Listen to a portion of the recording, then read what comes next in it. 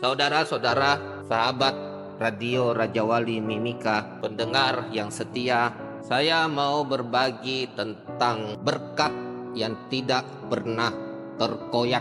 Ada banyak sebenarnya berkat yang kita terima dari Tuhan, tapi kita tidak siap. Karena itu berkat itu tercecer, berkat itu hilang, kepercayaan itu lepas karena kita tidak siap. Sehingga kalau berkat itu, kesempatan itu, kepercayaan itu datang, kita tidak bisa menangkapnya karena kita dalam posisi yang tidak siap.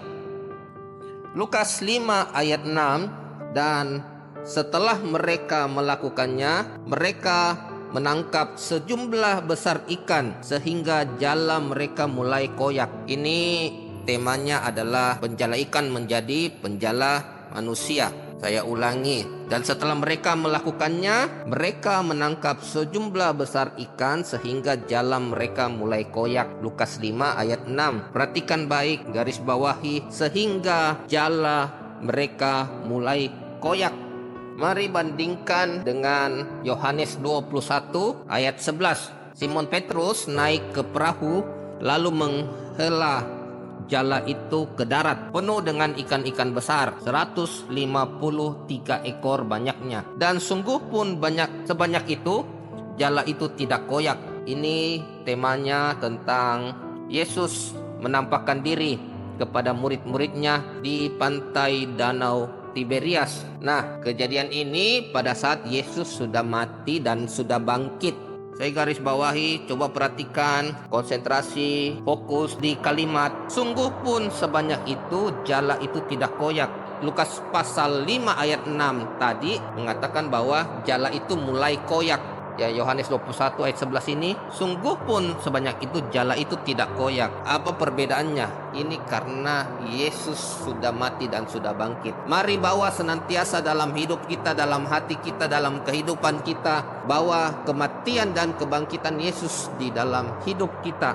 Membawa itu di dalam hati kita. Paulus berkata, yang ku kehendaki ialah mengenal Dia, persekutuan dalam penderitaannya dan kuasa dalam kebangkitannya. Membawa senantiasa kematian dan kebangkitan Yesus dalam diri kita, menjadikan kita orang-orang yang punya kuasa karena Yesus dalam kita dan kita di dalam Yesus. Maka apa yang kita perbuat selalu mencerminkan tentang pribadi Yesus. Setiap orang yang melihat kita melihat kemuliaan Tuhan, dan kita menjadi surat pujian yang terbuka yang dapat dibaca oleh semua orang, dan semua orang yang melihat kita melihat Kristus di dalam diri kita. Maka kita akan menarik setiap berkat-berkat itu seperti kita medan magnet yang akan menarik setiap hal yang positif, setiap hal yang berguna, setiap keajaiban ditarik oleh diri kita karena kita bersatu dengan Kristus, membawa senantiasa kematian dan kebangkitannya di dalam diri kita.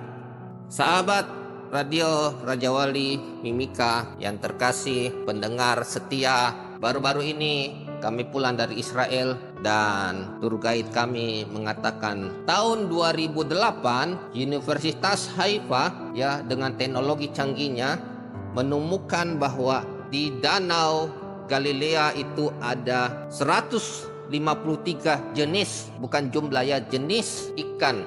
Ini tahun 2008. Sedangkan di Yohanes 21 ayat 11 itu 2000 tahun yang lalu.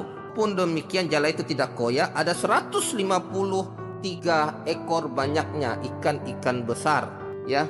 Jadi nubuat ini sudah dinubuatkan 2000 tahun yang lalu. Ya, firman Tuhan ya selalu ya dan amin. Selalu nubuat itu digenapi karena Dia Allah, Dia Tuhan. Mari percaya, semakin percaya akan pribadinya, mengejar pribadinya, bukan saja mengejar berkatnya. Dan Yesus adalah ya dan amin. Dulu, sekarang, sampai selamanya. Alfa dan Omega, awal dan akhir. Yesus Kristus tetap sama dahulu, sekarang, sampai selama-lamanya. Mari alami berkat Tuhan yang tidak pernah terkoyak, bawa senantiasa dalam hidup kita kematian dan kebangkitannya di dalam hidup kita. Bersama saya Daniel, Raja Wali Indonesia Timur, bikin hidup semakin bergairah